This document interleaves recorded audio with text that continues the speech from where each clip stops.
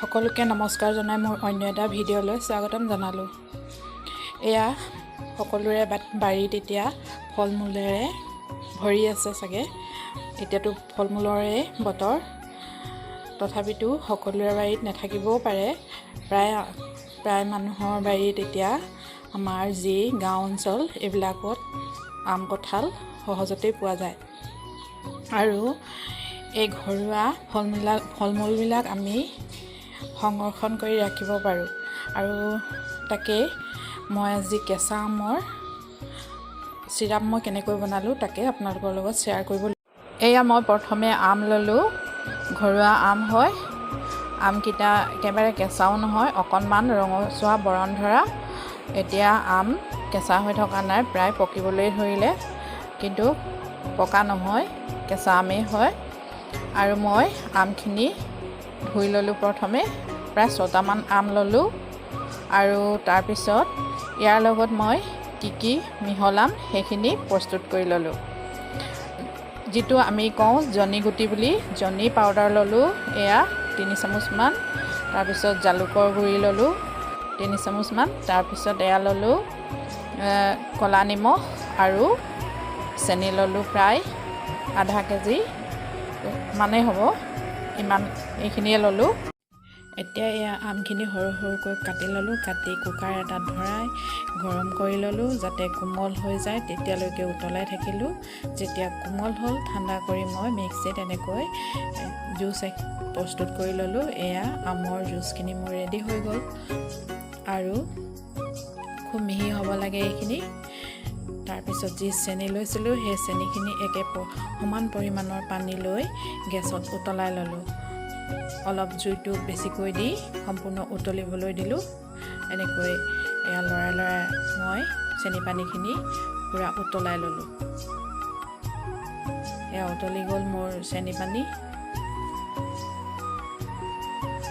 আৰু তাৰপিছত অকণমান কমাই দিলোঁ। তাৰপৰা আকৌ উতলালোঁ। উতলাই এয়া যিটো মিক্সাৰ তৈয়াৰ কৰি থৈছিলোঁ মছলাৰ, সেইখিনি গোটেইখিনি ইয়াতে ঢালি দিলোঁ। আৰু ইচ্ছা কৰিলে ইয়াত জিৰা গুড়ি, পদিনাৰ পাতো দিব পাৰে, পদিনা পাতৰ ৰসো দিব পাৰে। নিজৰ ইচ্ছা অনুযায়ী যি মছলা ভাল পায় তাকো দিব পাৰে, লং ইলাচিও দিব পাৰে, কিন্তু মই দিয়া নাই। এনেকৈ প্ৰস্তুত কৰিছোঁ। আৰু এয়া তাৰপিছত মই যি আমৰ জুচখিনি আছিলে সেইখিনি ইয়াতে ঢালি দিলোঁ। আৰু পূৰা লৰাব লাগে।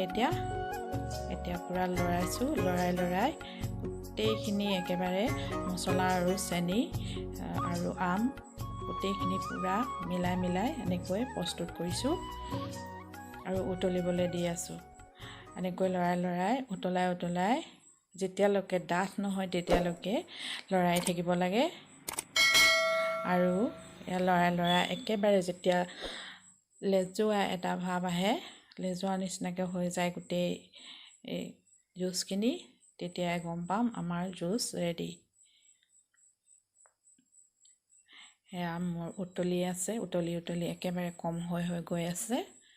আৰু কম হৈ অৱশেষত এয়া ৰেডি হৈ গ'ল কেঁচা আমৰ জুচ। এয়া মোৰ যি মেংগ' চিৰাপখিনি আছিলে সেইখিনি এনেকৈ মই আগতে ৰেডি কৰি থোৱা টমেট' চচৰ বটল এটাত এনেকৈ ভৰাই ল'লোঁ।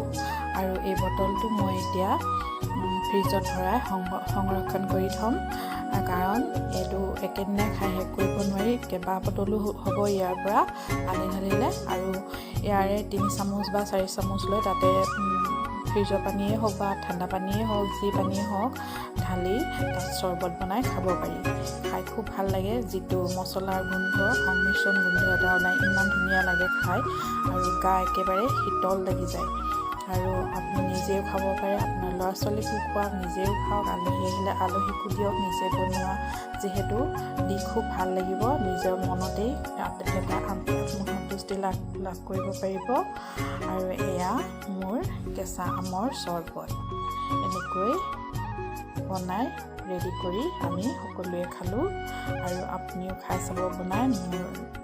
মই যেনেকৈ বনালোঁ তেনেকৈ হয়তো সকলোৱে জানিবও পাৰে। যিসকলে নাজানে তেওঁলোকক কৈছোঁ বনাই খাই চাব, খুব ভাল লাগিব খাই।